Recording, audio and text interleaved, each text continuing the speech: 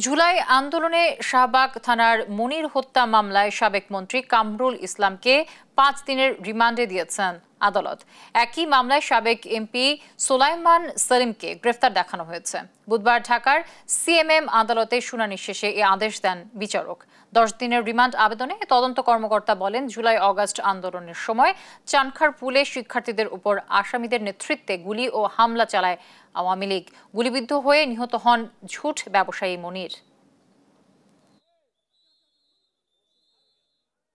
সাবেক আইন প্রতিমন্ত্রী এবং সাবেক খাদ্যমন্ত্রী জনাব কামরুল ইসলাম সাহেবকে আদালতে উপস্থাপন করে অত্র মামলার তদন্তকারী কর্মকর্তা ১০ দিনের রিমান্ড প্রার্থনা করেন। বিজ্ঞ আদালত উভয় পক্ষের শুনানি শ্রবণান্তে সন্তুষ্ট হয়ে আসামিকে ৫ দিনের রিমান্ড মঞ্জুর করেন। অ্যাডভোকেট কামরুল ইসলাম উনি একজন সিনিয়র সিটিজেন, উনি লিভার ক্যান্সার সহ আক্রান্ত, যার জন্য আমরা রিমান্ড বাতিল চেয়েছি।